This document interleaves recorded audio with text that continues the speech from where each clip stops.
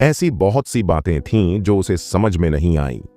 उनमें से एक यह थी कि उसने उसके सवाल का जवाब देने का फैसला क्यों किया। यह उसका निजी मामला था और पिछले 10,000 सालों से वह अपमान भी झेल रही थी। कोई लड़की ऐसे लड़के से ऐसी बातें कैसे कह सकती है जिससे वह अभी अभी मिली हो। हालांकि यह आदित्य ही था जिसने उससे यह सवाल पूछा था। अगर वह चाहती तो उसे जवाब नहीं देती, लेकिन उसने उसे सब कुछ बताया, और वह भी विस्तार से। अब आदित्य क्यों जानना चाहता था, और उसे जानने की जरूरत भी नहीं थी, क्योंकि वंदना ने एक बार फिर कहना शुरू किया, ठीक है, समय ताबूत के अंदर मौजूद नहीं है और कोई इसका उपयोग अनगिनत वर्षों तक अपने जीवन को सुरक्षित रखने के लिए कर सकता है।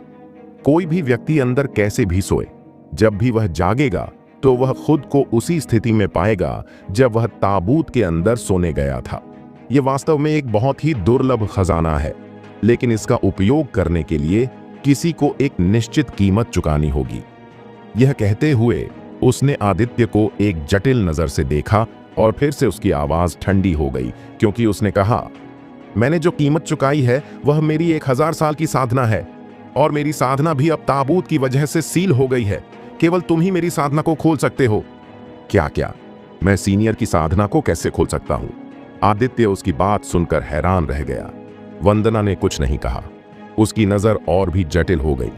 वंदना की आंखों में नजर देखकर आदित्य को समझ नहीं आया कि क्या कहे। वह यह भी नहीं समझ पाया कि वह अभी क्या सोच रही थी। इस समय उसके मन में एक ही सवाल था कि वंदना उसे इस तरह क्यों देख रही है। उसने गहरी सांस ली और फिर कहा, मेरी साधना सील हो गई है, इसलिए मैं अपनी स्थानिक अंगूठी का उपयोग नहीं कर सकती। दाहिने कोने में सुनहरे रंग का फल है, इसे मेरे लिए निकालो। यह कहते हुए उसने अपनी स्थानिक अंगूठी आदित्य को दे दी। आदित्य ने वह फल निकाला जो उसे चाहिए था और उसे अपनी स्थानिक अंगूठी के साथ दे दिया। आदित्य को इस फल गोल्डन फ्रूट के गुणों के बारे में पता नहीं था। स्पिरिट फ्रूट और औषधीय जड़ी बूटियों के बारे में उनका ज्ञान अभी भी बंद था। वह केवल इसका नाम जानने में कामयाब रहा। इस फल को 100 पोरस फल कहा जाता था। उन्हें लेने के बाद वंदना ने एक गहरी सांस ली, आदित्य को देखा और कहा, ताबूत में प्रवेश करने से पहले मुझे भी नहीं पता था कि मुझे इसका उपयोग करने के लिए एक निश्चित कीमत चुकानी होगी। मुझे क्या कीमत चुकानी होगी ये मुझे तुम्हारे द्वारा ताबूत खोलने के बाद ही पता चला। जहां तक मेरी साधना को खोलने की बात है तो वह केवल एक। उसने अपनी नजर आदित्य से हटा ली और कहा, ताबूत खोलने वाले व्यक्ति के साथ पुरुष और महिला का रिश्ता बनाकर। क्या? ऐसा लगा जैसे आदित्य ने कुछ अविश्वसनीय सुना हो। वह अवचेतन रूप से कुछ कदम पीछे हट गया। तुम? उसकी प्रतिक्रिया देखकर वंदना की आंखों में गुस्सा झलक आया। उसने अपनी आंखों में शिकायत और शिकायत के भाव से उसे देखा। उसे ही इस तरह से प्रतिक्रिया देनी चाहिए। आदित्य इस तरह से कैसे प्रतिक्रिया दे सकता है? वह बहुत सुंदर थी। यहां तक कि ऊपरी क्षेत्र में भी उसके अनगिनत प्रशंसक हैं। अधिकांश पुरुष उसे लालच और वासना की दृष्टि से देखते हैं, लेकिन यहां जब उसने खुद ही पुरुष और महिला के बीच संबंध बनाने जैसी शर्मनाक बातें कहीं, तो आदित्य ने इस तरह से प्रतिक्रिया व्यक्त की। उसने 100 पोरस फल आदित्य को दिया और उसे खाने के लिए कहा। आदित्य को इस फल के गुणों के बारे में पता नहीं था, इसलिए उसने इसे लेने और खाने की हिम्मत नहीं की। वंदना को फिर से गुस्सा आया और उसने फल को आदित्य की ओर फेंका, जिससे वह अवचेतन रूप से उसे पकड़ने के लिए मजबूर हो गया। फिर उसने कहा, चिंता मत करो, इस फल को खाने के बाद तुम्हें कोई नुकसान नहीं होगा। इसके बजाय तुम्हें वह चीज मिलेगी जिसके बारे में अनगिनत लोग सपने देखते हैं। आदित्य ने उसे संदेह भरी नजरों से देखा। अगर यह फल सच में वही था जो उसने कहा था, तो वह इसे अपने पास क्यों नहीं रख सकती? वह उसे यह 100 पोरस फल क्यों देने को तैयार थी? केवल अगर प्राचीन देवताओं की सीलबंद यादें बंद नहीं थीं। आदित्य ने एक गहरी सांस ली और अपने हाथ में 100 पोरस फल नामक सुनहरे फल को देखा, लेकिन उसने अभी भी इसे खाने की हिम्मत नहीं की। वंदना ने जब यह देखा तो वह क्रोधित हो गई, जैसे कि वह जानती थी कि आदित्य क्या सोच रहा था। उसने कहा, मैं इसे नहीं ले सकता। अगर मैं इसे खा भी लूं तो भी यह मुझे प्रभावित नहीं करेगा, क्योंकि यह केवल एक निम्न श्रेणी का अमर फल है। मैं पहले से ही एक अमर सम्राट हूं। एकमात्र निम्न श्रेणी का अमर फल मेरे किसी काम का कैसे हो सकता है? उसके ऐसा कहने के बाद ही आदित्य ने राहत की सांस ली। हालांकि उसे अभी भी संदेह था, फिर भी उसने इस युवती पर अभी के लिए विश्वास करने का फैसला किया। इसे खाओ, वंदना ने फिर कहा। आदित्य ने उसे देखा और फिर अपने हाथ में लिए फल को देखा, झिनका और फिर एक टुकड़ा खाया। जैसे ही उसने एक टुकड़ा खाया, वह उसके मुंह में पिघल गया। यह इतना मीठा था कि इसे देखकर कोई भी नींद में डूब सकता था। आदित्य कसम खा सकता है कि उसने पहले कभी इतना स्वादिष्ट कुछ नहीं खाया था। वह कभी भी पेटू व्यक्ति नहीं था, लेकिन जब उसने यह फल खाया तो उसने चाहा कि वह इसे बार बार निगल सके। 1 दर्जन सांसों के बाद आदित्य ने यह फल खाना समाप्त कर दिया। उसने अपनी उंगलियां और होंठ भी छांटकर साफ कर लिए। इसके बाद उसने अपने भीतर फल की शक्ति के फूटने का इंतजार किया। आमतौर पर एक आत्मिक फल की रैंक जितनी अधिक होती थी, उतनी ही भयानक शक्ति उसके भीतर फूटती थी। अगर कोई मार्शल आर्टिस्ट इसका सामना नहीं कर पाता तो उसका शरीर फट जाता और वह मर जाता। आदित्य अभी मार्शल पूर्वज क्षेत्र के 5वें चरण में ही था, लेकिन उसने जो फल खाया वह पहले से ही एक निम्न श्रेणी का अमर फल था। एक नश्वर शरीर अमर फल के विस्फोट का सामना कैसे कर सकता है, वह यह जानता था, लेकिन फिर भी उसने खाने का फैसला किया, क्योंकि उसके हाथ में अभी भी एक त्रुप का पत्ता था। अगर वह ऊर्जा के विस्फोट को नियंत्रित नहीं कर सकता था तो वह इसे खा सकता था और ऊर्जा को अपना बना सकता था। लेकिन समय की एक धूप बत्ती का इंतजार करने के बाद भी उसके भीतर कोई ताकत नहीं फूट रही थी। इसके बजाय आदित्य को अभूतपूर्व स्तर का आराम महसूस हुआ। गर्मी उसके शरीर के हर इंच तक फैल गई। उसकी नसों, मांस और रक्त में बांध आ गई। यह उसके दिव्य सागर तक भी पहुंच गई, जिससे उसे नशा और नशे जैसा महसूस होने लगा। उसका शरीर गर्म होता जा रहा था। उसका दिमाग चक्कर खा रहा था, जैसे उसने शराब पी रखी हो। उसका पूरा शरीर आराम में था। वह जमीन पर लेटकर सोना चाहता था। जैसे ही आदित्य ने यह महसूस किया, उसका दिल ठंडा पड़ गया। उसके ऊपर एक रेंगने वाली भावना छा गई। वह मुड़ा और अपने सामने खड़ी औरत की ओर देखने लगा। तुम? आदित्य अपनी नजर वंदना के चेहरे पर केंद्रित करना चाहता था, लेकिन ऐसा करते समय वह उस क्षणिक संयम को बरकरार नहीं रख पाया जो उसने अभी अभी प्राप्त किया था। गर्मी और चक्कर की एक जलन ने एक बार फिर उसके शरीर को जला दिया, जिससे उसकी प्रतिक्रियाएं धीमी हो गईं, जिससे वह वंदना से जो कहना चाहता था वह कहना असंभव हो गया। आदित्य के दिमाग में तरह तरह के विचार घूम रहे थे। उसे लगा कि उसकी चेतना धीरे धीरे धुंधली होती जा रही है। उसे लगा कि उसके आसपास का माहौल उसके चारों ओर चक्कर लगा रहा है। वह लड़खड़ा रहा था और क्योंकि वह ठीक से खड़ा नहीं हो पा रहा था, वह वंदना की ओर झुक गया। उसकी आंखों में जटिल भावनाएं प्रकट हो गईं। वह वहीं खड़ी रही और आदित्य से बच नहीं पाई।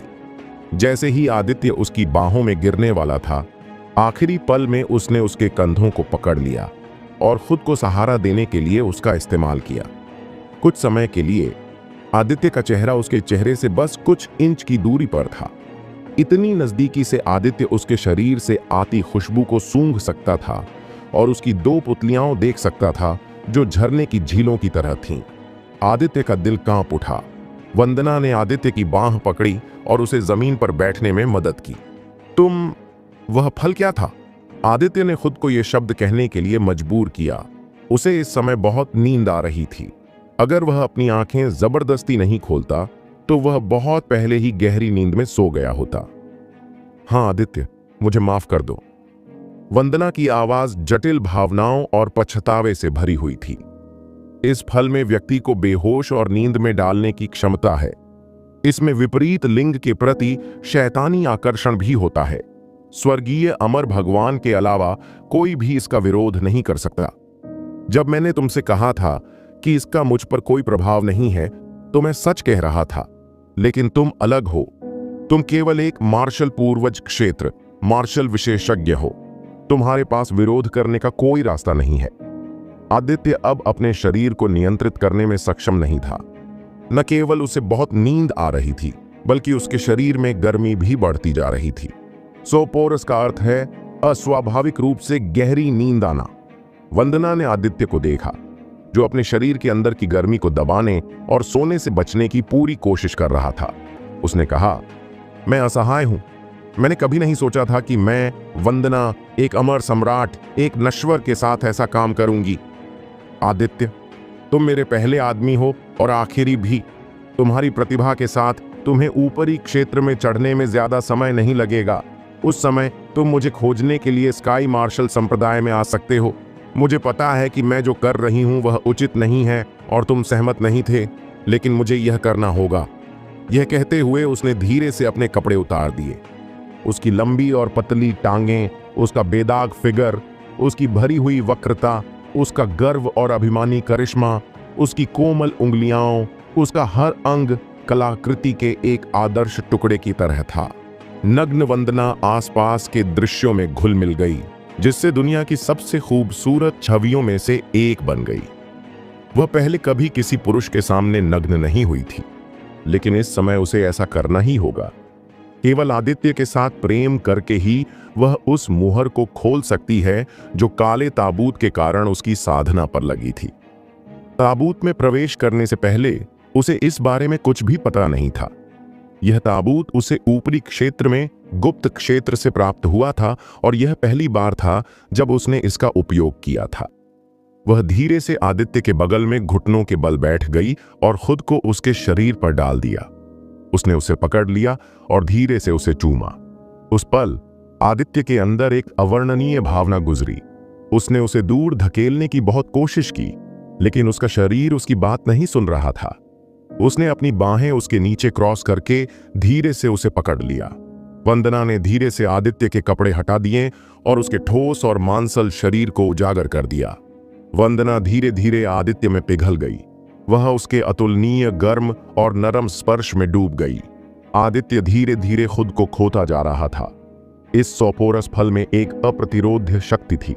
वह इसका विरोध करने में असमर्थ था। जल्द ही वे सब कुछ भूल गए। उन प्रेमियों की तरह जो लंबे समय से बिछड़े हुए थे और फिर से मिले, वे अविभाज्य हो गए। वंदना की आवाज धीमी होने लगी। उसकी सांसें भी तेज हो गईं। वह बिल्ली की तरह आदित्य के कंधे पर काट रही थी। इस पल उसका नेक और ठंडा व्यक्तित्व पूरी तरह से खत्म हो गया था। वह बेतहाशा इधर उधर पकड़ रही थी, खुद को आदित्य के साथ उलझा रही थी। धीरे धीरे आदित्य ने अपनी चेतना खो दी और वह अपनी प्रवृत्ति के पूर्ण नियंत्रण में आ गया। धीरे धीरे समय बीतता गया। दोनों एक दूसरे के नशे में पूरी तरह डूब चुके थे। उस सोपोरस फल की जबरदस्त शक्ति के नीचे एक अमर फाउंडेशन रियल्म मार्शल विशेषज्ञ भी अपना तर्क नहीं रख सकता था। आदित्य की साधना के साथ उसने अपने दिमाग की सारी चमक पूरी तरह खो दी। उसने लालच से वंदना के कोमल शरीर को सहलाया। उसकी खुशी अपने चरम पर पहुंच गई।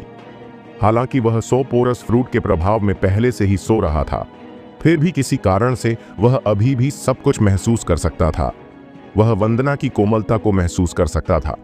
वह उसकी भारी सांसों को महसूस कर सकता था। वह उसे खुद से जुड़ा हुआ महसूस कर सकता था। और अंत में किसी कारणवश वह यह भी महसूस कर सकता था कि उसकी साधना धीरे धीरे बढ़ रही है। दोनों ने एक दूसरे से अनगिनत बार लिया और एक दूसरे से लाभ उठाया, जब तक कि वे दोनों पूरी तरह थक नहीं गए। उन्हें गहरी नींद आ गई। इस तरह वे दोनों गहरी नींद में सो गए। किसी अज्ञात समय पर आदित्य ने अपने चेहरे पर पानी की बूंदें गिरती हुई महसूस की। ठंड के एहसास के कारण उसे धीरे धीरे होश आया। उसका शरीर बहुत कमजोर हो गया था और सिर में भयंकर दर्द हो रहा था। यहां तक कि सांस लेना भी उसके लिए बहुत मुश्किल हो रहा था। सोपोरस फ्रूट का भी यही असर था। जब सोपोरस फ्रूट का असर खत्म होने वाला होता है तो यह व्यक्ति को भयंकर सिरदर्द देता है, जिससे कुछ समय के लिए सांस लेना मुश्किल हो जाता है। वह वंदना को देखने के लिए मुड़ा, जो बहुत दूर नहीं खड़ी थी। इस समय वंदना ने पहले से ही अपने कपड़े पहन लिए थे और अपना चेहरा भी घूंघट में लपेट लिया था।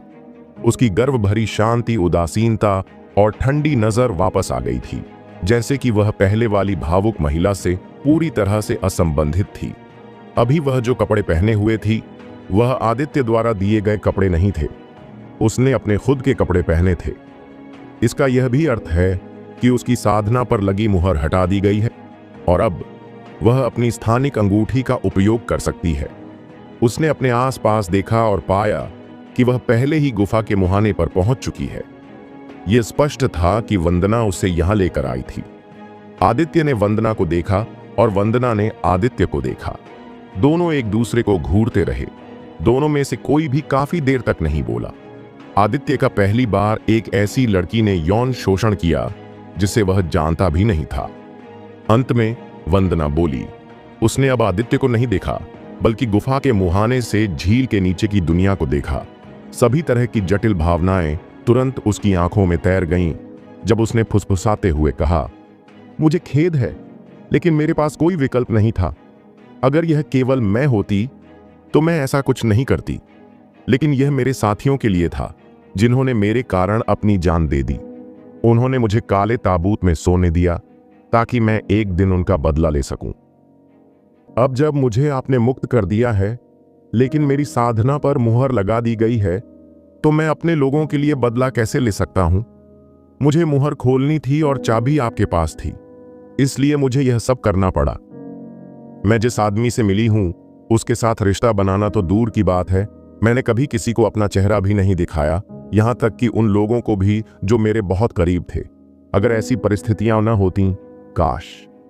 वंदना ने कुछ कदम आगे बढ़ाए और आदित्य द्वारा बनाई गई छिपी संरचना तुरंत ढह गई। उसने अपना सिर घुमाया और अत्यंत जटिल भावनाओं के साथ आदित्य को देखा। वह कुछ देर तक आदित्य को देखती रही। उसकी निगाहें दृढ़ हो गईं और उसने कहा, याद रखो, अब से तुम मेरे आदमी हो। मैं तुम्हें दूसरी लड़कियों से प्यार करने और उनसे शादी करने से नहीं रोक रही हूं, लेकिन ऊपरी क्षेत्र में चढ़ने के बाद तुम्हें स्काई मार्शल संप्रदाय में आना होगा और मेरी तलाश करनी होगी। मैं तुम्हारा इंतजार करूंगा। यह कहते हुए उसने अपनी उंगली हिलाई और कुछ आदित्य की ओर उड़ गया। उसने अवचेतन रूप से उस चीज को पकड़ लिया जो उसने उसे दी थी, लेकिन उसने उसे नहीं देखा। वह गुफा के मुहाने को देखता रहा, जहां से वंदना अपनी उंगलियां हिलाने के बाद गायब हो गई थी। बहुत लंबे समय के बाद आदित्य अंततः अपने होश में वापस आया। उसे वंदना के साथ एक होने का एहसास याद आ गया। उसका कोमल शरीर, उसके आकर्षक होंठ, उसकी सुंदर आकृतियां, उसे उसके बारे में सब कुछ याद आ गया। आदित्य न केवल वंदना का पहला आदमी था, बल्कि वह उसकी पहली महिला भी थी। अब से वे दोनों एक दूसरे के थे, इससे पहले कि उसे लगे कि उसकी साधना बढ़ रही है। जब उसने जांच की तो उसने पाया कि किसी अज्ञात समय में वह अब 7वें रैंक का मार्शल पूर्वज क्षेत्र मार्शल विशेषज्ञ था। वह नहीं जानता था कि उसने सफलता क्यों प्राप्त की, लेकिन वह एक बात जानता था, और वह यह कि वंदना के साथ एक होने के कारण उसकी साधना निश्चित रूप से बढ़ गई थी। क्या इसे दोहरी साधना माना जा सकता है? आदित्य ने धीरे से कहा और फिर हल्के से अपना सिर हिलाया। उसने अपनी मुट्ठी खोली और अपने हाथ में एक चमकती हुई नीली गोली देखी। स्वर्गीय आत्मा की गोली। अचानक उसके दिमाग में एक नाम कौंधा, लेकिन कोई और जानकारी नहीं थी। वह हैरान था, उसे कोई जानकारी नहीं मिल पा रही थी। इसका मतलब है कि यह स्वर्गीय आत्मा की गोली कम से कम एक निम्न श्रेणी की अमर रैंक की गोली है। चूंकि वह इस गोली के बारे में कुछ नहीं जानता था, इसलिए उसने इसे अभी अपने पास रखने का निर्णय लिया और उस बूढ़े व्यक्ति से पूछने का निर्णय लिया जो कभी पवित्र जानवर महाद्वीप का मालिक था। उसने एक लंबी सांस ली और एक बार फिर उन बातों के बारे में सोचा जो स्काई सीलिंग फॉर्मेशन को तोड़ने के बाद उसके साथ घटित हुई थीं। उसे वंदना द्वारा कहे गए अंतिम शब्द भी याद आ गए। याद रखो, अब से तुम मेरे आदमी हो। इस समय उसकी भावनाएं बहुत जटिल थीं।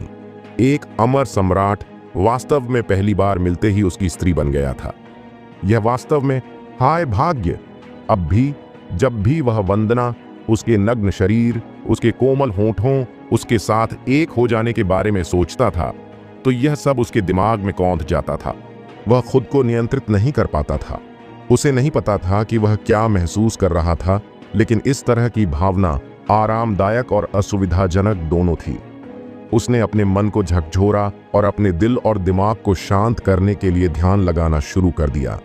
हर बार वंदना के साथ वो दृश्य उसके दिमाग में आते हैं जिससे उसका ध्यान भटक जाता है। या! आदित्य ने अपना सिर उठाया और जोर से चिल्लाया। वह क्यों चिल्लाया, यह उसे भी नहीं पता। वह यह नहीं बता पा रहा था कि उसे इस समय कैसा महसूस हो रहा था। स्वर्गीय मोती, 9 मंजिला पैगोडा की पहली मंजिल पर आदित्य 9 ड्रैगन यूनिवर्सल सर्कुलेशन तकनीक की तीसरी परत का परिसंचरण करते हुए पालथी मारकर बैठा था। वंदना को ऊपरी क्षेत्र में वापस गए हुए 3 दिन हो चुके थे। उसके जाने के 2 दिन बाद आदित्य ने आखिरकार शांत होकर तीसरा ड्रैगन बनाने का फैसला किया। जब से उसने 9 ड्रैगन यूनिवर्सल सर्कुलेशन तकनीक की तीसरी परत की साधना शुरू की है, तब से 6 घंटे से अधिक समय बीत चुका है, लेकिन वह अभी भी अपना तीसरा ड्रैगन बनाने में असमर्थ थे। पहले और दूसरे ड्रैगन की तुलना में तीसरे ड्रैगन का निर्माण करना अधिक कठिन था। उसने हार नहीं मानी। उसने अपनी साधना तकनीक की तीसरी परत को प्रसारित करना जारी रखा। अपने दिव्य सागर के अंदर तीसरे ड्रैगन को बनाने की पूरी कोशिश की। वह बहुत उत्साहित भी था। उसे नहीं पता था कि उसका तीसरा ड्रैगन किस तरह का ड्रैगन होगा और वह उसे किस तरह की क्षमताएं प्रदान करेगा। स्वर्ग भक्षण करने वाले दिव्य ड्रैगन और दिव्य आत्मा सम्राट ड्रैगन से उसे जो क्षमताएं मिलीं, वे वास्तव में स्वर्ग को चुनौती देने वाली थीं। इस तरह की अन्य स्वर्ग विरोधी क्षमताओं के साथ वह और भी अधिक शक्तिशाली हो जाएगा। वह इस बारे में वास्तव में उत्साहित था। 2 घंटे बाद आदित्य को अपने दिव्य सागर के अंदर एक छोटा सा उतार चढ़ाव महसूस हुआ। ऊर्जा की एक लहर बनने लगी और एक साथ इकट्ठा होकर एक तूफान बन गया। अचानक यह तूफान हल्के हरे रंग का हो गया और यह और भी ज्यादा भयावह होता चला गया। कहीं से भी एक अविश्वसनीय दबाव आया, जिससे आदित्य के लिए 9 ड्रैगन यूनिवर्सल सर्कुलेशन तकनीक की तीसरी परत को प्रसारित करना अधिक से अधिक कठिन हो गया। यह दबाव न केवल उनके दिव्य सागर के अंदर बल्कि उनके भौतिक शरीर पर भी पड़ा। आदित्य ने पहले तो सोचा कि कोई उसकी साधना में बाधा डाल रहा है, लेकिन जब उसने सोचा कि वह इस समय 9 मंजिला पगोड़ा की पहली मंजिल पर है, तो उसका व्याकुलता शांत हो गई। बिना उसकी अनुमति के कोई यहां कैसे आ सकता है? यह बिल्कुल असंभव है। फिर उस पर पड़ने वाले इस दबाव का एकमात्र कारण तीसरा ड्रैगन था। हाँ, जैसे जैसे वह तीसरे ड्रैगन के निर्माण के करीब पहुंच रहा था, उसके लिए 9 ड्रैगन यूनिवर्सल सर्कुलेशन तकनीक की तीसरी परत को प्रसारित करना अधिक से अधिक कठिन होता जा रहा था। उसने जो दबाव महसूस किया, वह भी उनकी साधना तकनीक की तीसरी परत के कारण था। कुछ समय बाद दबाव धीरे धीरे कम होने लगा, जिससे उसे गहरी सांस लेने का मौका मिला। अचानक आदित्य को लगा जैसे उसके शरीर के अंदर का खून किसी कारण से उबलने लगा है। उसे महसूस हो रहा था कि उसके खून में कुछ चल रहा है, लेकिन वह यह नहीं बता पा रहा था कि क्या हो रहा है। वह सिर्फ इतना ही बता सकता था कि उसके खून में कुछ बदलाव हो रहा था। खैर, यह कोई अंत नहीं था। उसे फिर से लगा कि अब उसके मांस और हड्डियों में कुछ बदलाव हो रहा है। उफ! आदित्य ने दर्द में जोर से चीखने की इच्छा को दबा दिया। वह इस समय खुद पर नियंत्रण नहीं खो सकता था। उसे 9 ड्रैगन यूनिवर्सल सर्कुलेशन तकनीक की तीसरी परत को प्रसारित करना जारी रखना है। उसके शरीर में जो बदलाव हो रहा था, वह बहुत बड़ा था। इससे आदित्य को असहनीय दर्द हुआ, लेकिन फिर भी उसने अपने निचले होंठों पर अपने दांत दबा लिए और दर्द सहा। उसके होंठ से खून बहने लगा, लेकिन वह दर्द सहता रहा।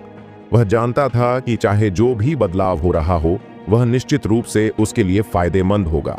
अंततः 10 घंटे की मेहनत के बाद उनकी चेतना के सागर के अंदर तूफान ने धीरे धीरे आकार लेना शुरू कर दिया। गर्जन! एक ड्रैगन की दहाड़ उसके दिव्य सागर में गूंज उठी। जब एक हल्के हरे रंग के ड्रैगन ने, जिसके 2 विशालकाय पंख कुछ 100 मीटर तक फैले थे, धीरे धीरे आकार ग्रहण किया। लगभग 6 घंटे के बाद आदित्य का तीसरा ड्रैगन अंततः बन गया। इसका शरीर 10,000 मीटर से भी ज्यादा लंबा है। इसके पंजे तीखे और खूंखार हैं। इसका पूरा शरीर हल्के हरे रंग के शल्कों से ढका हुआ है और एक अजीब सी हवा इसके इर्द गिर्द है, जैसे किसी खतरनाक चीज को अपने तक ही सीमित रखा हो, उसे फैलने न दिया हो, वरना कौन जाने ये किस तरह की तबाही मचा दे। उसके पंख भी हल्के हरे रंग के थे। आदित्य को देखते हुए उसकी आंखें चमक रही थीं। उसके चारों ओर हल्के हरे रंग के सींगों की एक जोड़ी थी, जिसमें काले रंग की चमक थी। उसकी दुम भी सैकड़ों मीटर लंबी थी। उसकी दुम के पीछे एक ही लाइन में कई कांटे उगे थे, जो सीधे उसकी गर्दन तक पहुंचते थे।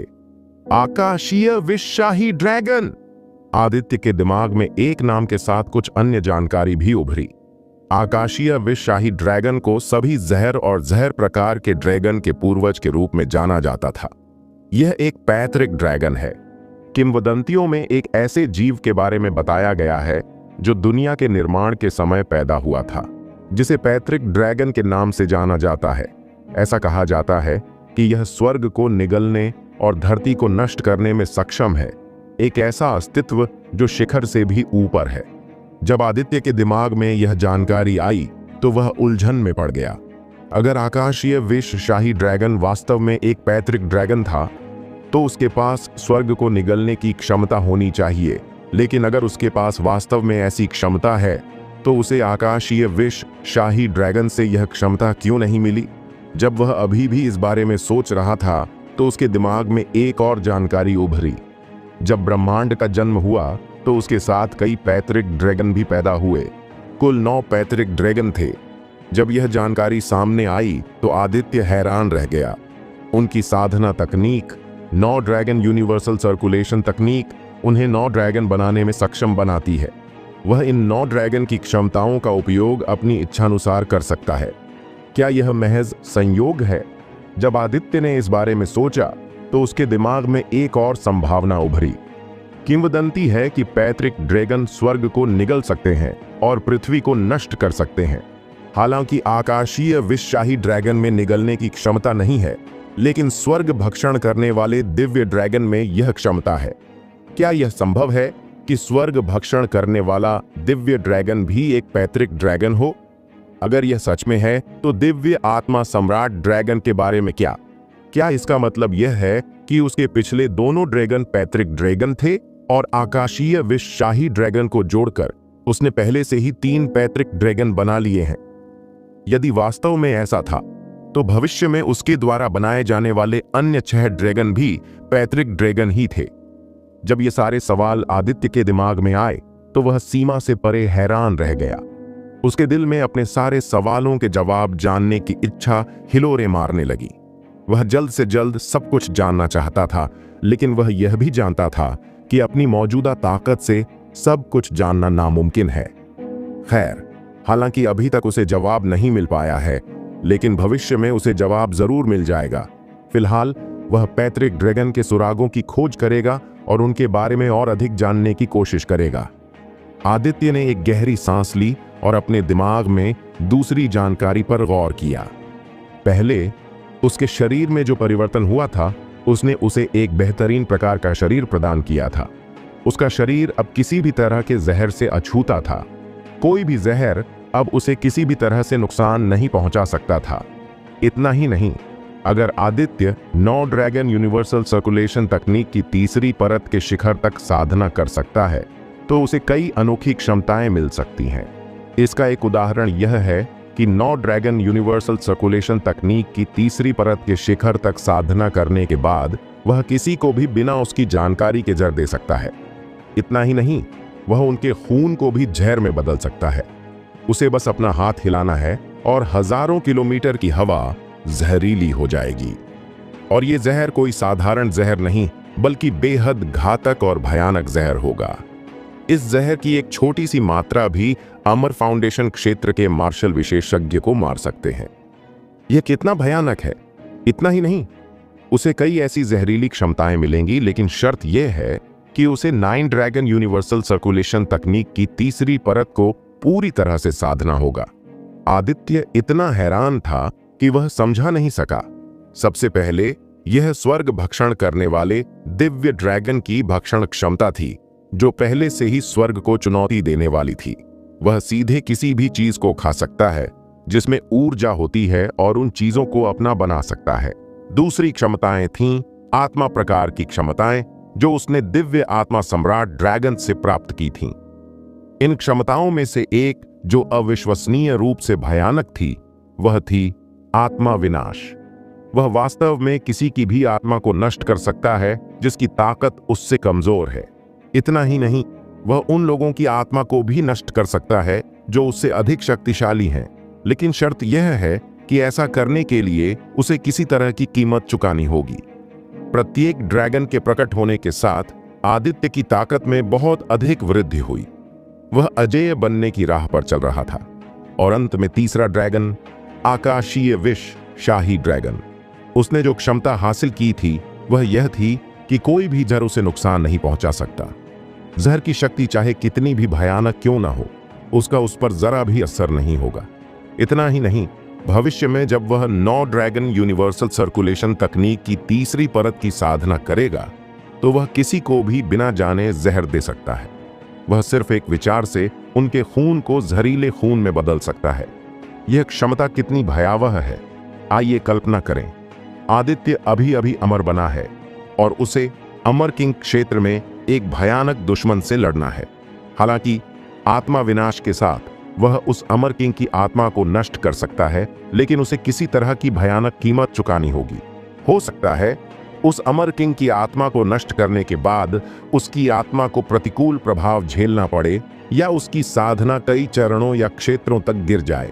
कई संभावनाएं हैं, लेकिन अगर वह उस अमर किंग के खून को जहर में बदल दे तो वह उन्हें बिना कोई नुकसान पहुंचाए मार सकता है। क्या यह अजेयता का मार्ग नहीं है? ये पैतृक ड्रैगन वाकई डरावने हैं। कोई आश्चर्य नहीं कि ऐसा कहा जाता है कि पैतृक ड्रैगन लगभग अजेय होते हैं। न केवल उनके पास स्वर्ग को निगलने और भूमि को नष्ट करने की क्षमता है, बल्कि वे किसी के जीवन को अपनी इच्छानुसार नियंत्रित भी कर सकते हैं। और अभी आदित्य अजेयता की राह पर चल रहा था। भविष्य में जब वह सभी 9 ड्रैगन बना लेगा तो स्वर्ग और पृथ्वी के नीचे उसका मुकाबला कौन कर सकता है? इसके बारे में सोचते ही आदित्य इतना उत्साहित हो गया कि वह उत्साह में खुद ही कांपने लगा। कुछ देर बाद आदित्य शांत हो गया। उसने अपनी आंखें खोलीं और गुफा से बाहर निकल गया। उसने झील में मौजूद सभी जानवरों और उन प्रतिभाशाली लोगों को नजरअंदाज कर दिया जो अभी भी आइस लोटस की तलाश कर रहे थे। ये प्रतिभाशाली लोग उसके सामने चींटियों के अलावा कुछ नहीं थे। वह अपनी उंगली के एक झटके से उन सभी को मार सकता है। एजियोर ड्रैगन साम्राज्य आदित्य धीरे धीरे एक ऊंची इमारत की ओर बढ़ रहा था। यह इमारत मेडिसिन पैवेलियन थी। आदित्य को झील से बाहर निकले 3 महीने हो चुके हैं। वह एजियोर ड्रैगन साम्राज्य में पहुंचा और कई पहाड़ों और नदियों से होते हुए कई जादुई जानवरों को मार डाला। आखिरकार वह रेन कंट्री में पहुंचा, जो एजियोर ड्रैगन साम्राज्य के तहत प्रथम श्रेणी के देशों में से एक था। मेडिसिन पैवेलियन एक बहुत शक्तिशाली अस्तित्व था और पूरे एजियोर ड्रैगन साम्राज्य के हर शहर में इसकी एक शाखा थी। ऐसा कहा जाता है कि मेडिसिन पैवेलियन की शक्ति इतनी बढ़ गई थी कि वह अल्केमिस्ट एसोसिएशन से कारोबार अपने हाथ में ले सकता था। हजारों सालों के बाद मेडिसिन पैवेलियन धीरे धीरे एक ऐसा अस्तित्व बन गया जो एजियोर ड्रैगन साम्राज्य में अल्केमिस्ट एसोसिएशन के समान स्तर पर था।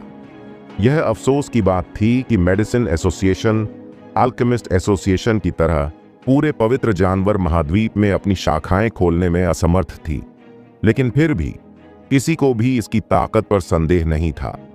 आदित्य मेडिसिन पैवेलियन में घुसा और एक काउंटर के पास पहुंचा। उसके पीछे एक बहुत ही खूबसूरत युवा लड़की बैठी थी।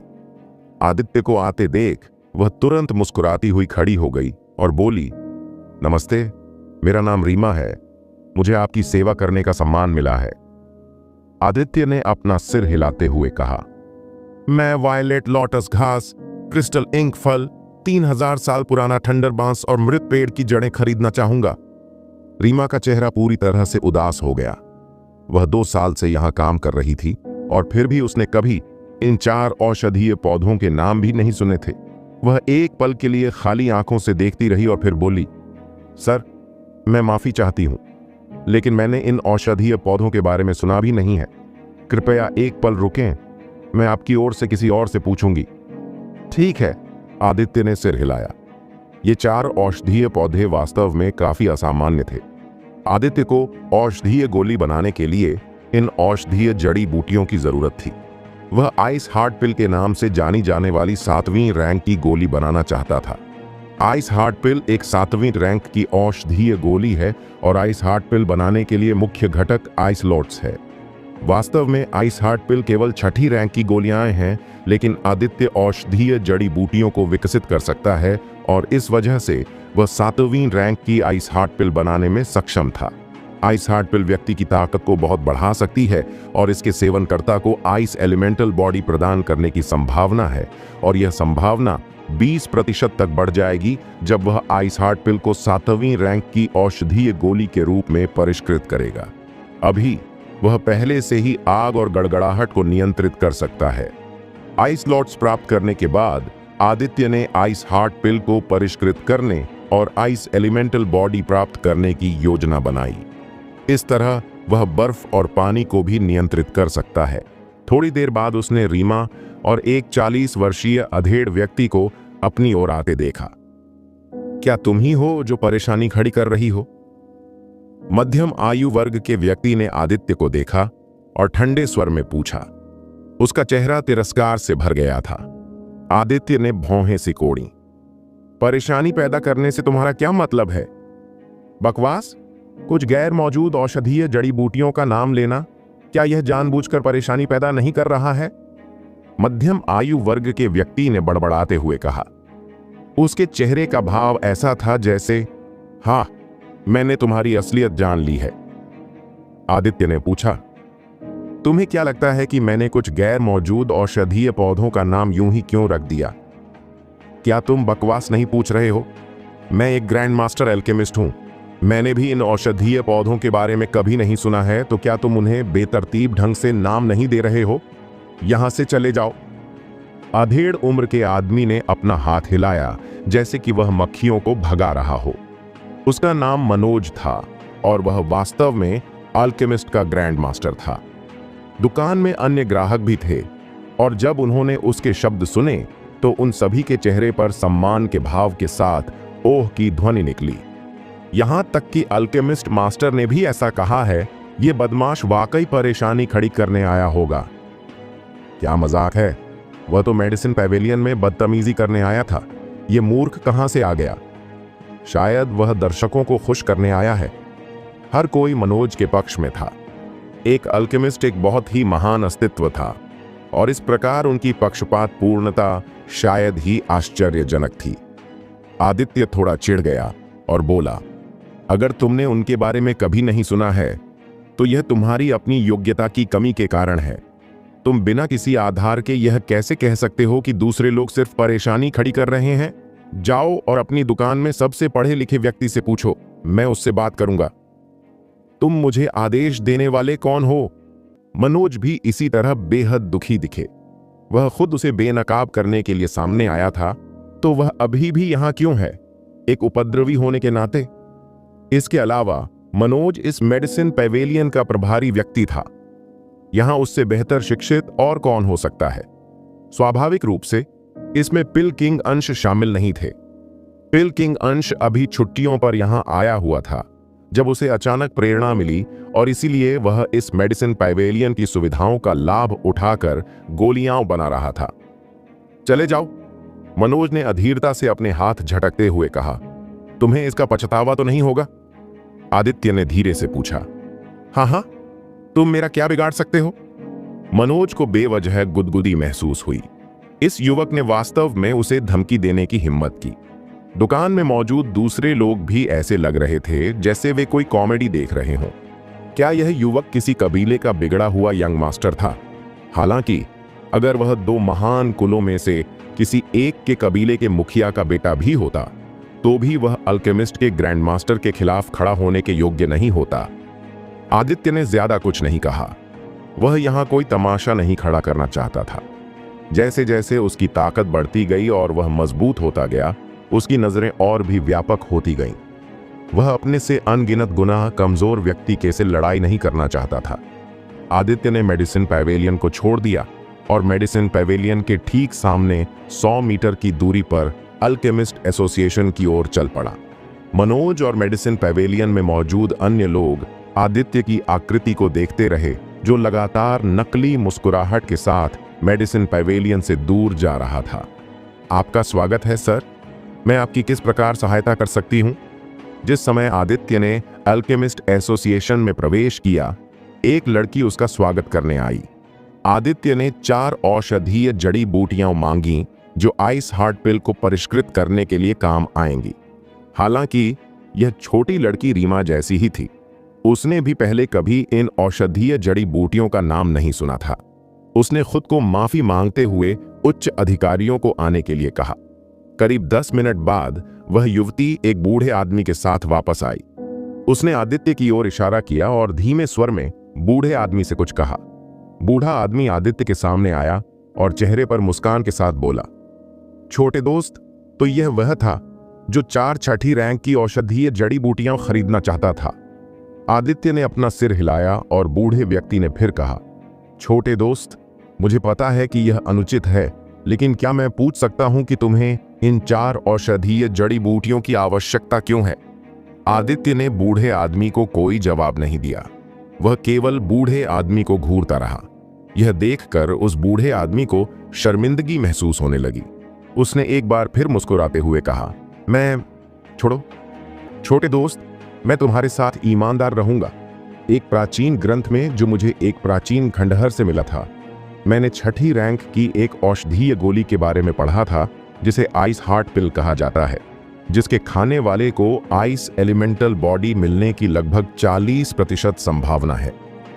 वहां वर्णित सामग्री भी वही है जिसे खरीदने के लिए तुमने कहा था। केवल एक सामग्री थी जिसे तुमने नहीं मांगा था और उसे आइस लोटस कहा जाता है। कुछ महीने पहले मैंने सुना कि एज्योर ड्रैगन साम्राज्य और व्हाइट टाइगर साम्राज्य की सीमा पर एक आइस लोटस खिला था। इसे किसने प्राप्त किया, यह कोई नहीं जानता, लेकिन किसी तरह। इस समय आदित्य ने भौहें सिकोड़ते हुए पूछा, तो तुमने अनुमान लगाया कि आइस लॉट्स मुझे ही मिला होगा? बूढ़े व्यक्ति ने फिर से अपना सिर हिलाया और आगे कहा, छोटे दोस्त, कृपया मुझे गलत मत समझो। मुझे तुमसे आइस लॉट्स नहीं चाहिए। बात बस इतनी है कि आइस हार्ट पिल बहुत दुर्लभ है और इस पिल को परिष्कृत करने की विधि 100,000 साल से भी ज्यादा समय से खो चुकी है। यहां तक कि मुझे जो शास्त्र मिला उसमें भी इस पिल को बनाने का कोई वर्णन नहीं था। मेरे पास 3 औषधीय जड़ी बूटियां हैं और मैं उन्हें तुम्हें दे सकता हूं, लेकिन बदले में मुझे पैसे नहीं चाहिए। मुझे आइस हार्ट पिल को परिष्कृत करने का फार्मूला चाहिए। जब उसने यह सब कहा तो उसने आदित्य को देखा, लेकिन उसके चेहरे पर कोई प्रतिक्रिया न देखकर वह निराश हो गया। क्या तुम्हें इतना भरोसा है कि मेरे पास आइस हार्ट पिल को परिष्कृत करने का फार्मूला है? कुछ समय बाद आदित्य ने पूछा।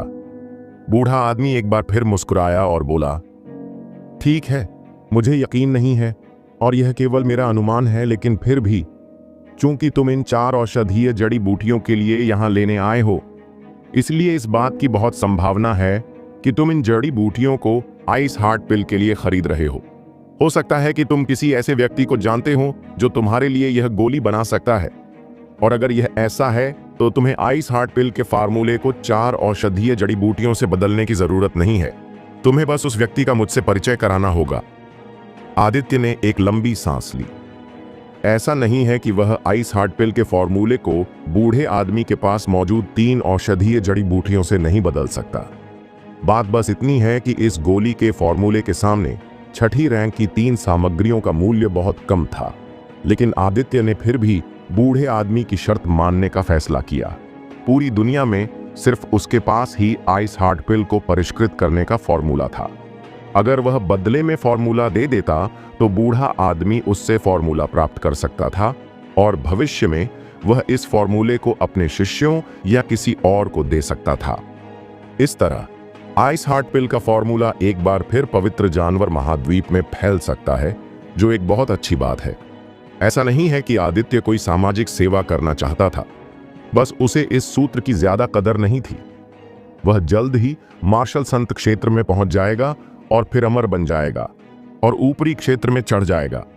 उस समय मात्र छठी रैंक का औषधीय फार्मूला उसके लिए किसी काम का नहीं होगा, लेकिन इस दुनिया के प्रतिभाशाली लोगों के लिए यह बहुत उपयोगी है।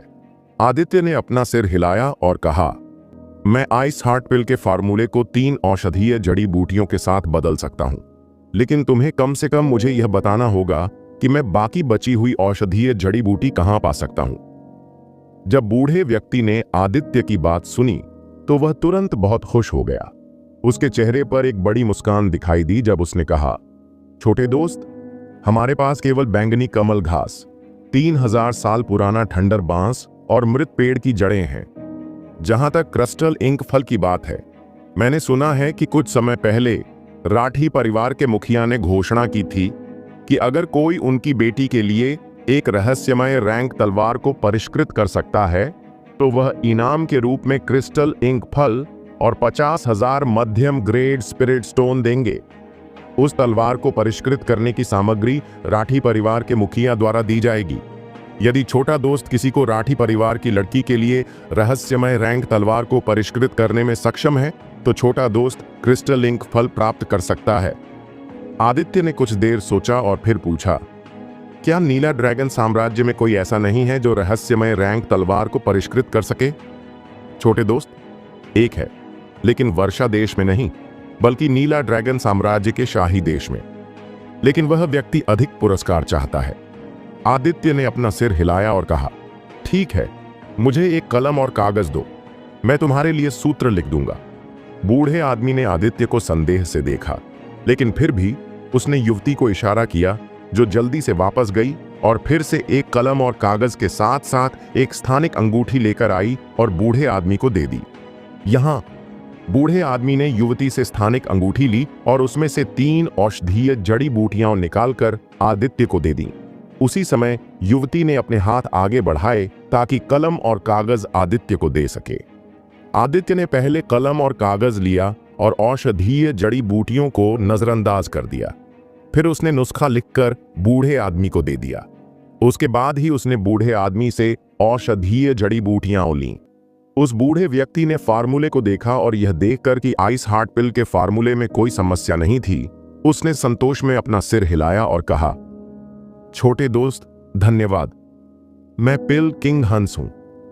अगर भविष्य में तुम्हें मेरी किसी मदद की जरूरत पड़े तो छोटा दोस्त आकर मुझे ढूंढ सकता है। मैं निश्चित रूप से छोटे दोस्त की मदद करने की पूरी कोशिश करूंगा। आदित्य हैरान था। इससे पहले बूढ़े व्यक्ति ने अपना परिचय नहीं दिया और न ही उसने आदित्य का नाम पूछा। जड़ी बूटियों और गोली के फार्मूले का आदान प्रदान पूरा करने के बाद ही बूढ़े व्यक्ति ने खुद को पिल किंग के रूप में बताया। आदित्य को आश्चर्य हुआ क्योंकि वह वास्तव में पिल किंग के साथ सौदा कर रहा था। यह पहली बार था जब आदित्य की मुलाकात पिल किंग से हुई थी। हालांकि वह आश्चर्यचकित था, लेकिन इससे वह अपना संयम नहीं खो सका क्योंकि वह खुद उस समय एक पिल किंग था। अमर फाउंडेशन दायरे को तोड़ने और ऊपरी क्षेत्र में चढ़ने के बाद वह प्राचीन पिल भगवान की शेष यादों को अनलॉक कर सकता है और उस समय वह एक अमर अल्केमिस्ट बन सकता है। इस समय पिल किंग हंस भी हैरान था। वह इसलिए हैरान था क्योंकि आदित्य ने यह जानने के बाद भी ज्यादा प्रतिक्रिया नहीं की कि वह एक पिल किंग है। लेकिन आइस हार्ट फॉर्मूले के बारे में सोचने के बाद पिल किंग हंस समझ पाया कि आदित्य ने ज्यादा प्रतिक्रिया क्यों नहीं दी।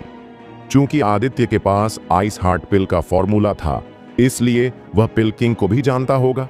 आखिरकार उसने आइस हार्ट पिल के लिए औषधीय सामग्री खरीदी थी और आइस हार्ट पिल को केवल पिल किंग द्वारा ही परिष्कृत किया जा सकता है। फिर आदित्य ने राठी परिवार के स्थान के बारे में पूछा ताकि वह वहां जाकर राठी परिवार के मुखिया की मदद कर सके और उसकी बेटी के लिए एक रहस्यमयी रैंक की तलवार को परिष्कृत कर सके। इस तरह वह आइस हार्ट पिल के लिए चौथा और अंतिम घटक प्राप्त कर सकता है और इसे बनाना शुरू कर सकता है। स्थान के बारे में पूछने के बाद आदित्य ने उनसे विदा ली और अंतिम औषधीय घटक क्रिस्टल इंक फल लेने के लिए राठी परिवार की ओर चल दिया। आदित्य के अल्केमिस्ट एसोसिएशन छोड़ने के कुछ समय बाद ही अल्केमिस्ट एसोसिएशन में भारी हंगामा मच गया। जब आदित्य पिल किंग हंस के साथ सौदा कर रहा था तो कई लोगों ने उन्हें देखा।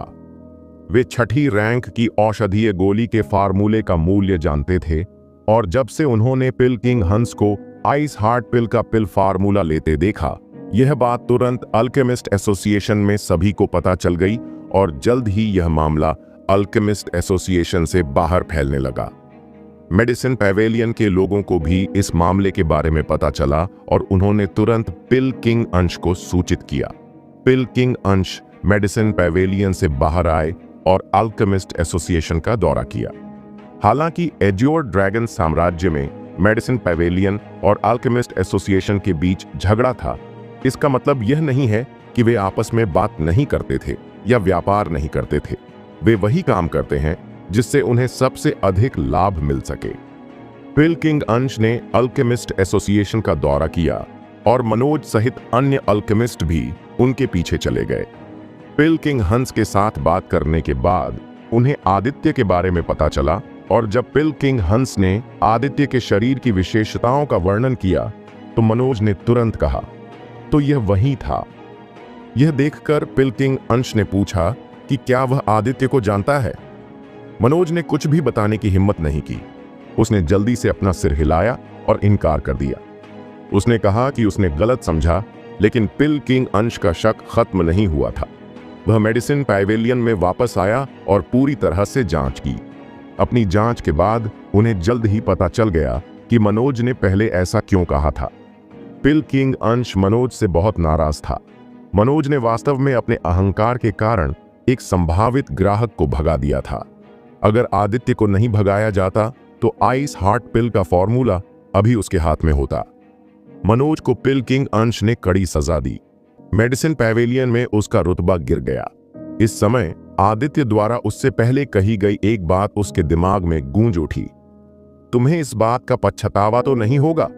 और उस समय उनका जवाब था, हाँ, तुम मेरा क्या कर सकते हो।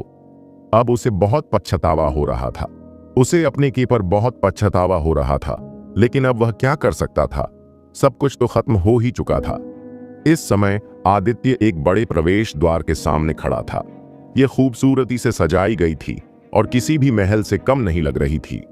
इससे यह देखा जा सकता था कि रेन कंट्री के क्षेत्र में जिस शक्ति का प्रतिनिधित्व करती थी वह बेहद असाधारण थी। यह राठी परिवार वास्तव में असाधारण है। जैसे ही उसने अपने सामने दरवाजे की ओर देखा, आदित्य आश्चर्यचकित हुए बिना नहीं रह सका। कुछ ही देर में आदित्य की नजर दरवाजे पर लगी एक बड़ी पट्टिका पर पड़ी। उस पर 2 शब्द बहुत सुंदर अक्षरों में लिखे हुए थे, राठी परिवार। वह राठी शब्द अचानक, जैसे उसे कुछ आभास हो गया हो, आदित्य की जलती हुई निगाहें पट्टिका पर राठी शब्द पर स्थिर होकर टिक गईं। शब्द पर आदित्य ने स्पष्ट रूप से एक शिलालेख संरचना की आभा को महसूस किया।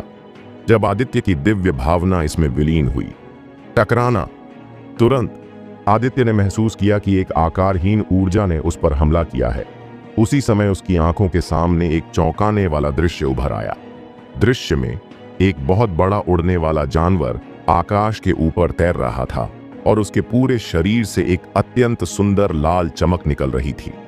उड़ते हुए जानवर के शरीर पर असीम ज्वालाएं धधक रही थीं और वह ज्वालाओं की एक आनंदमयी परी की तरह लग रही थी।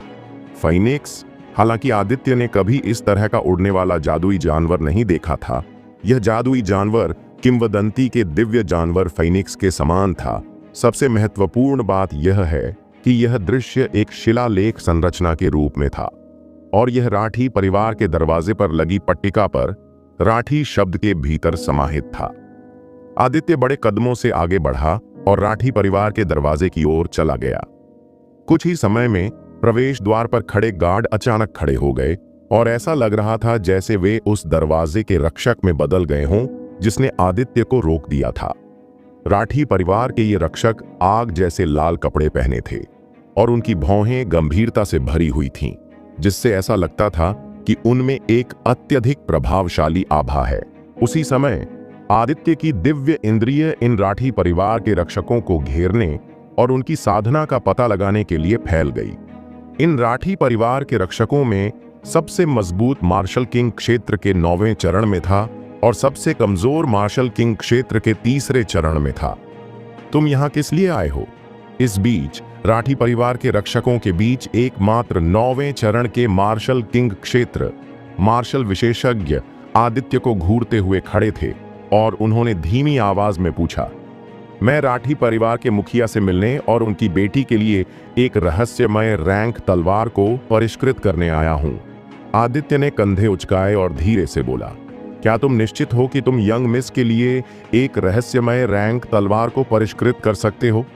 गार्ड ने आदित्य को गंभीरता से देखा और पूछा, आदित्य एक रहस्यमय रैंक हथियार को परिष्कृत करने में सक्षम होने के लिए बहुत छोटा लग रहा था।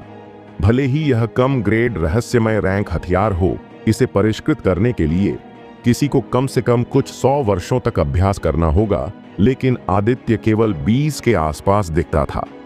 वह एक रहस्यमय रैंक हथियार को कैसे परिष्कृत कर सकता है? मुझे यकीन है। आदित्य ने अपना सिर हिलाया और गार्ड की बात की पुष्टि की। उसे पता था कि गार्ड ने यह सवाल क्यों पूछा। गार्ड ने सिर हिलाया और कहा, कृपया थोड़ी देर प्रतीक्षा करें, मैं जाकर पहले मुखिया को सूचित करता हूं। आदित्य को अपनी बात से सहमत देखकर गार्ड राठी परिवार के मुखिया को सूचित करने के लिए चला गया। हालांकि उसे आदित्य पर शक था, लेकिन यह तय करने की बारी उसकी नहीं थी कि उसे क्या करना चाहिए। उसे पहले मुखिया को सूचित करना था। कुछ देर बाद गार्ड वापस आया और आदित्य को राठी परिवार के अंदर ले गया। आदित्य गार्ड का पीछा करते हुए एक बड़े हॉल में पहुंचा, जहां कई बुजुर्ग बैठे थे और परिवार के लीडर की सीट पर एक मध्यम आयु वर्ग का व्यक्ति बैठा था और एक गरिमामय आभा छोड़ रहा था। उसके बगल में 20 साल की एक लड़की खड़ी थी। उसने घूंघट ओढ़ा हुआ था, जिससे उसका चेहरा किसी को भी दिखाई नहीं दे रहा था। केवल उसकी गहरी काली आंखें ही दिखाई दे रही थीं। वह राठी परिवार के मुखिया यानी लीडर प्रतीक की बेटी थीं। लड़के, क्या तुम्हें यकीन है कि तुम उस हथियार को परिष्कृत कर सकते हो जो मेरी बेटी चाहती है? आदित्य के आने के बाद राठी परिवार के लीडर ने पूछा। उन्हें आश्चर्य हुआ कि आदित्य वास्तव में कितना यंग था, लेकिन वह उसे कम नहीं आंक सकता।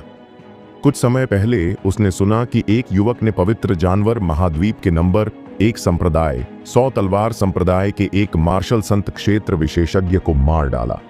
आदित्य ने अपना सिर हिलाते हुए कहा, हाँ, मुझे यकीन है।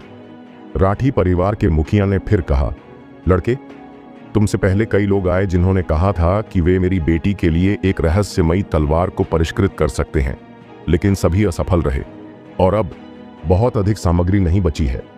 मैं पहले यह स्पष्ट कर दूंगा कि यदि तुम तलवार को परिष्कृत करने में विफल रहे तो या तो तुम्हें खत्म हुई सामग्री के लिए हमें मुआवजा देना होगा या तुम्हें 10 साल तक मेरे राठी परिवार के लिए काम करना होगा।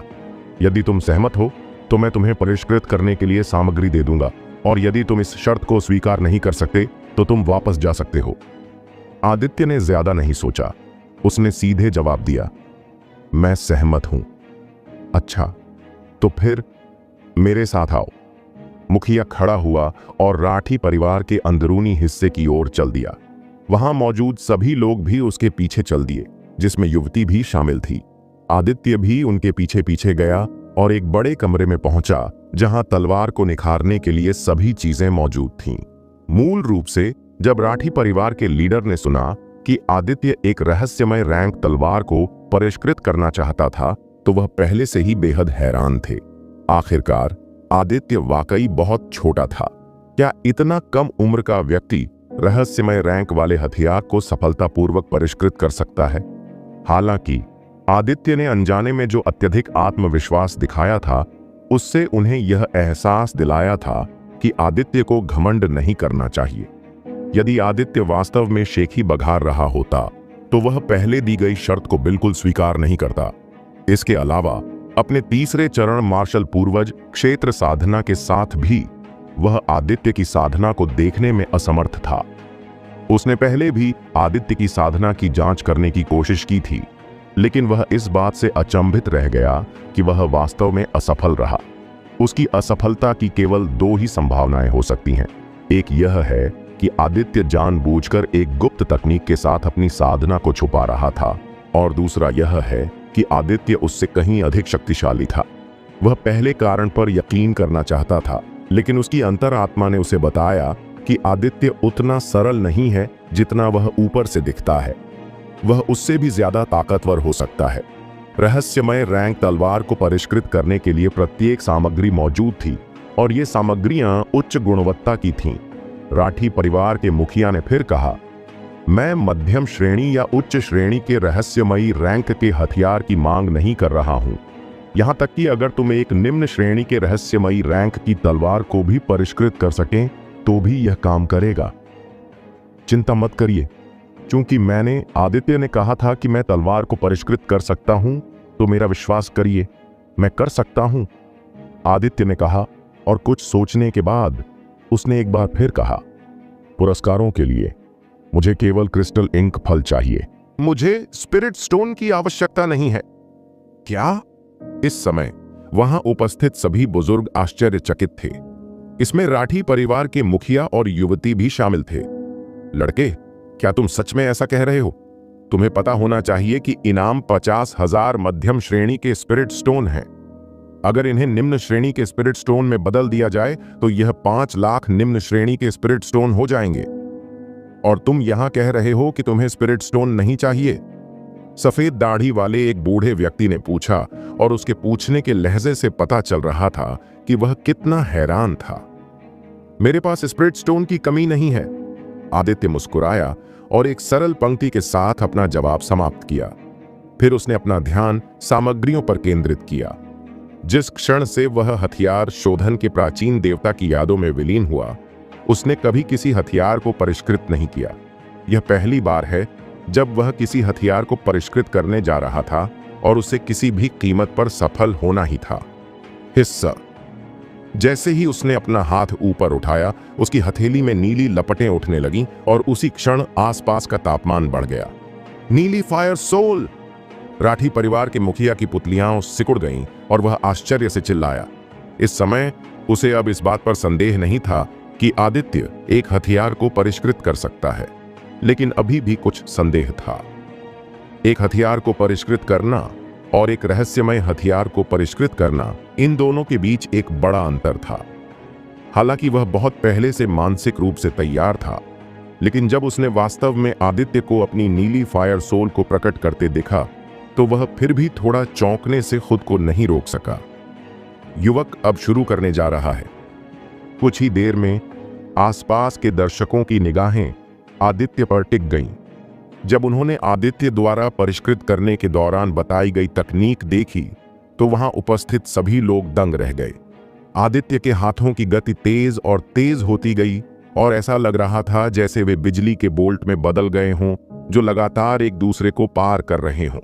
उसी समय सामग्रियों के ढेर को उसकी नीली फायर सोल द्वारा तुरंत तरल के कुंडों में पिघला दिया गया, और वे लगातार हवा में घूमते रहे। यह कैसी चमत्कारी हथियार शोधन तकनीक है, राठी परिवार के मुखिया ने प्रशंसा से कहा। जिस गति से आदित्य ने रहस्यमय रैंक तलवार को परिष्कृत किया, उसे बिजली की तरह तेज कहा जा सकता है।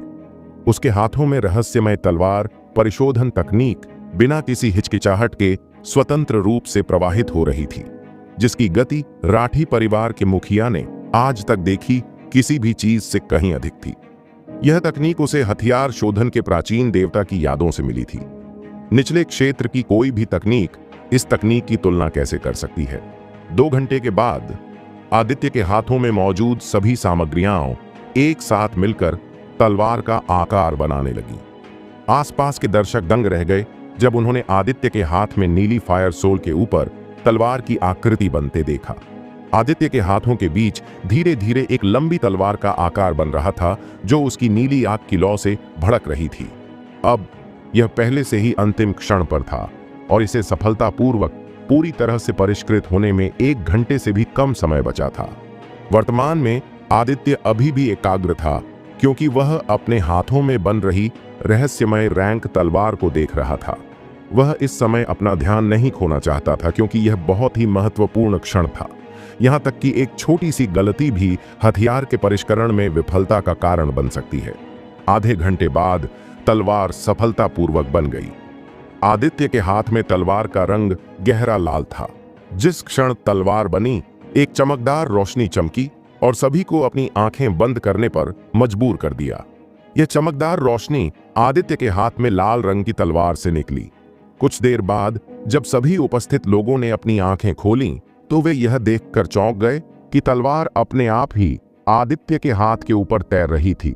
ऐसा लग रहा था जैसे तलवार ने अपनी बुद्धि जगा ली हो।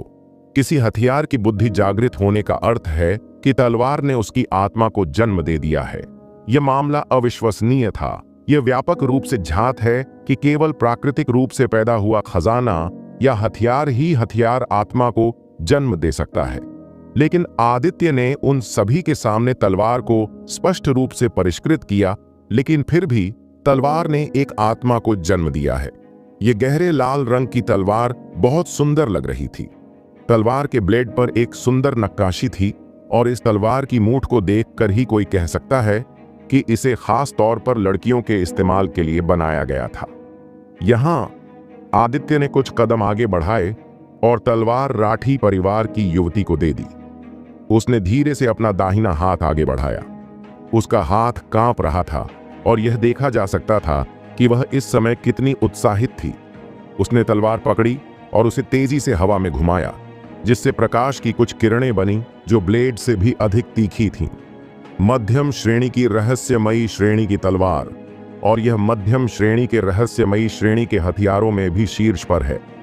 इसकी तुलना बिना किसी हथियार आत्मा वाले उच्च श्रेणी के रहस्यमयी श्रेणी के हथियार से भी की जा सकती है। राठी परिवार के मुखिया को झटका लगा। सिर्फ उसे ही नहीं बल्कि आदित्य समेत वहां मौजूद सभी लोगों को झटका लगा। उसने कभी नहीं सोचा था कि पहली बार हथियार को परिष्कृत करने से हथियार आत्मा के साथ इतना अद्भुत हथियार पैदा बन सकता है। वह समझ नहीं पा रहा था कि तलवार ने हथियार आत्मा को क्यों जन्म दिया। इसलिए वह एक बार फिर हथियार शोधन के प्राचीन देवता की यादों में गया और उसने जो पाया वह एक बार फिर हैरान कर देने वाला था। दरअसल तलवार को परिष्कृत करने के लिए उसने जिस तकनीक का इस्तेमाल किया, उसने तलवार आत्मा को जन्म देने में अहम भूमिका निभाई। इस तकनीक से न केवल हथियार के शोधन की सफलता दर 30% बढ़ सकती है, बल्कि हथियार से तलवार आत्मा के जन्म लेने की भी बड़ी संभावना थी। हथियार को परिष्कृत करने की यह तकनीक सिर्फ हथियार को परिष्कृत करने के लिए ही नहीं थी, बल्कि एक ऐसी संभावना बनाने के लिए भी थी जहां हथियार एक हथियार आत्मा को जन्म दे सके। आदित्य को अभी भी याद था कि उसे जो गोल्डन ब्रिक मिली थी, उसे उसकी आत्मा के कारण स्थानिक अंगूठी के अंदर संग्रहित नहीं किया जा सकता था। हथियार को उसके मालिक को पहचानने देने की प्रक्रिया के बारे में उसने अनुमान लगाया कि राठी परिवार को इसके बारे में पता नहीं हो सकता है, इसलिए उसने उन्हें बताने का फैसला किया। मिस, अपने खून की कुछ बूंदें तलवार पर गिरा दो, इससे तलवार तुम्हें अपना स्वामी पहचान लेगी। सचमुच? राठी परिवार की युवती ने उसकी ओर किसी प्रकार की उम्मीद भरी नजरों से देखा। सच में? आदित्य ने अपना सिर हिलाया और उसकी पुष्टि की, जिससे वह और भी उत्साहित हो गई। उसने अपनी उंगली पर एक छोटा सा कट लगाया और अपने खून की कुछ बूंदें लाल रंग की तलवार की धार पर टपका दी। जिस क्षण राठी परिवार की युवती का खून तलवार की धार पर गिरा, एक बार फिर एक तेज रोशनी तलवार की धार पर चमक उठी, लेकिन इस बार रोशनी उतनी चमकदार नहीं थी जितनी पहली बार चमकी थी। इस समय राठी परिवार की युवती अपने और अपने हाथ में तलवार के बीच एक संबंध महसूस कर सकती है। ऐसा लग रहा था जैसे तलवार उसके अपने शरीर का एक हिस्सा हो, वह तलवार को महसूस कर सकती है। पिताजी, मैं इस तलवार और अपने बीच एक संबंध महसूस कर सकती हूँ। इसने मुझे वास्तव में अपना स्वामी मान लिया है। राठी परिवार की युवती ने तलवार को हाथ में देखते हुए कहा, मानो वह अपने प्रेमी को देख रही हो। इससे यह पता चलता था कि वह इस समय कितनी खुश और उत्साहित थी। राठी परिवार के मुखिया के कठोर चेहरे पर एक खिलती हुई मुस्कान उभर आई जब उसने अपनी बेटी को देखा। यह पहली बार था जब उसने अपनी बेटी को इतना उत्साहित देखा।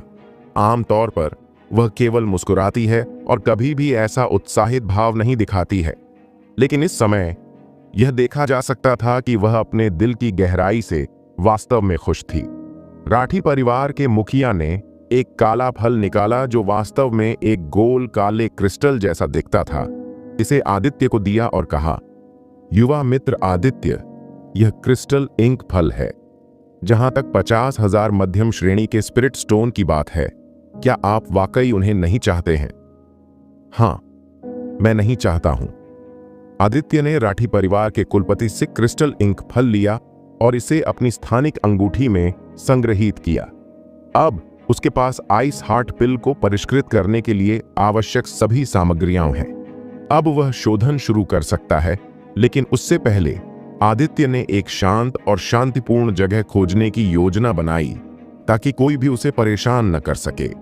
यद्यपि उसने दिखाया कि वह क्रिस्टल इंक फल को अपने स्थानिक अंगूठी में संग्रहित कर रहा था, वास्तव में उसने क्रिस्टल इंक फल को अन्य 3 औषधीय जड़ी बूटियों के साथ लिटिल येलो को दे दिया, ताकि वह 9 मंजिला पगोड़ा की दूसरी मंजिल पर इन जड़ी बूटियों को लगाने में उसकी मदद कर सके। क्रिस्टल इंक फल लेने के बाद जैसे ही आदित्य वहां से जाने वाला था, राठी परिवार के मुखिया ने थोड़ी देर के लिए हिचकिचाहट दिखाई और फिर कहा, भाई आदित्य, क्या तुम कुछ दिनों के लिए मेरे राठी परिवार में रह सकते हो? मुझे तुमसे कुछ चर्चा करनी है, लेकिन उससे पहले मुझे अपने राठी परिवार के महान बुजुर्ग से कुछ बात करनी है, जो एक पिल किंग भी हैं। एक पिल किंग? आदित्य आश्चर्यचकित था। उसने नहीं सोचा था कि राठी परिवार में वास्तव में एक पिल किंग है। हाँ, यह मामला मेरे राठी परिवार के लिए बहुत महत्वपूर्ण है, इसलिए मुझे पहले महान बुजुर्ग के साथ इस पर चर्चा करनी होगी। उसके बाद ही मैं आपके साथ इस पर चर्चा कर सकता हूं। अभी के लिए कृपया राठी परिवार में एक अतिथि के रूप में रहें। आदित्य ने कुछ देर सोचा और फिर राठी परिवार के मुखिया से सहमत हो गया। उसे भी एक ऐसी जगह की तलाश थी जहां वह शांति से आइस हार्ट पिल को परिष्कृत कर सके, और राठी परिवार से बेहतर क्या हो सकता है, इसलिए वह सहमत हो गया।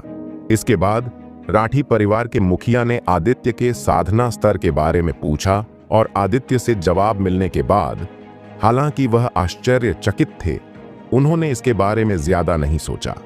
जब आदित्य उसकी बेटी के लिए नीली फायर सोल के साथ रहस्यमय रैंक तलवार को परिष्कृत कर रहा था, तो उसने पहले ही अनुमान लगा लिया था कि आदित्य की साधना कम नहीं थी, और चूंकि वह अपनी साधना को समझने में असमर्थ था, इसलिए राठी परिवार के मुखिया ने अनुमान लगाया कि आदित्य उससे ज्यादा शक्तिशाली हो सकता है, और उसका अनुमान वास्तव में सही था।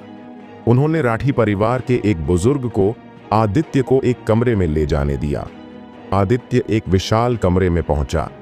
उसे यहां लाकर राठी परिवार का बुजुर्ग वापस चला गया। आदित्य ने दरवाजा बंद किया और स्वर्गीय मोती में प्रवेश किया।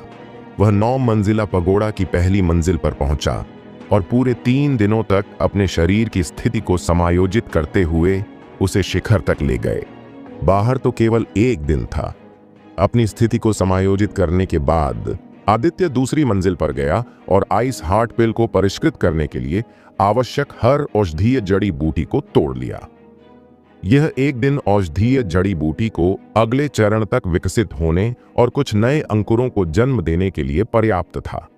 यदि यह घास के मैदान में होता तो इसे बढ़ने में कम से कम 2 से 3 दिन का समय लगता, लेकिन 9 मंजिला पगोड़ा की दूसरी मंजिल पर 1 दिन ही काफी था। औषधीय जड़ी बूटियां लेने के बाद वह एक बार फिर 9 मंजिला पगोड़ा की पहली मंजिल पर लौटा और अपना कड़ाही बाहर निकाला। यह कड़ाही उसके गुरु ने उसे तब दी थी जब उसे उनके गुरु का शिष्य स्वीकार किया गया था। उस समय ग्रैंड मास्टर ने उन्हें बताया था कि यह कड़ाही उनके गुरु की ओर से एक उपहार था जब वह पहली बार अल्केमिस्ट मास्टर बने थे। जब आदित्य को यह कड़ाही मिली तो उसने सोचा कि यह एक निम्न श्रेणी की आत्मा रैंक की कड़ाही है, लेकिन 3 प्राचीन देवताओं की यादों के साथ विलय के बाद उसे पता चला कि इस कड़ाही का स्तर पहले से ही निचले क्षेत्र की सीमा से परे है। यह कड़ाही वास्तव में एक निम्न श्रेणी की अमर रैंक की कड़ाही थी। ग्रैंड मास्टर ने भी उस समय अपना संदेह दूर नहीं किया, जिसके कारण वह इस कढ़ाई की गुणवत्ता को लेकर गलत समझ बैठा। कढ़ाई को बाहर निकालने के बाद आदित्य ने अपने हाथ जोड़े, एक गहरी सांस ली और आग जला दी। आदित्य ने सबसे पहले वायलेट लोटस ग्रास डाला। कुछ समय बाद यह अपने सभी सार को पीछे छोड़ते हुए मुरझाने लगा। फिर आदित्य ने डेड ट्री रूट को कढ़ाई के अंदर डाल दिया। जब मृत वृक्ष की जड़ को इसमें मिलाया गया तो वायलेट लोटस ग्रास द्वारा छोड़ा गया सार इसके चारों ओर कुंडलित होने लगा। जल्द ही मृत वृक्ष की जड़ को भी परिष्कृत किया गया और वायलेट लोटस ग्रास के सार के साथ मिलाया गया। जब दोनों पूरी तरह से मिश्रित हो गए तो आदित्य ने 3000 साल पुराने ठंडर बांस और क्रिस्टल इंक फल को एक साथ कड़ाही के अंदर डाल दिया। इस बार उसने नीली फायर सोल को नियंत्रित किया और तापमान बढ़ाया और सुनिश्चित किया कि यह तापमान वायलेट लोटस घास और मृत वृक्ष जड़ के मिश्रित उत्पाद को प्रभावित न करे। जल्द ही 3000 साल पुराने ठंडर बांस और क्रिस्टल स्याही फल दोनों ने भी अपना सार छोड़ दिया। इस बार आदित्य ने इन दोनों सार को मिलाया नहीं, बल्कि 3000 साल पुराने ठंडर बांस द्वारा छोड़े गए सार से ठंडर गुण को नष्ट करना शुरू कर दिया। ठंडर बांस का मुख्य गुण ठंडर है, लेकिन यदि ठंडर बांस इस गुण को खो दे तो वह बर्फ की तरह ठंडा हो जाएगा। आदित्य ने 3000 साल पुराने ठंडर बांस के सार के साथ काम करने के बाद आइस हार्ट पिल, आइस लॉट्स को परिष्कृत करने के लिए मुख्य घटक निकाला। इस बार उन्होंने सीधे बर्फ के कमल को कड़ाही में नहीं डाला, बल्कि बर्फ के कमल की पंखुड़ियों को तोड़कर एक एक करके उसे परिष्कृत करना शुरू किया। बर्फ के कमल को पूरी तरह से परिष्कृत करने में उसे लगभग 10 घंटे लगे। बर्फीले कमल को परिष्कृत करने के बाद आदित्य ने सावधानीपूर्वक इसके पीछे छोड़े गए तरल को 4 औषधीय जड़ी बूटियों द्वारा छोड़े गए सार में मिलाना शुरू कर दिया। यह मुख्य और साथ ही महत्वपूर्ण कदम था। वह इस समय अपना ध्यान नहीं खो सकता था। उसने अपना पूरा ध्यान आइस लॉटस द्वारा छोड़े गए तरल को 4 औषधीय जड़ी बूटियों के सार में मिलाने पर केंद्रित किया।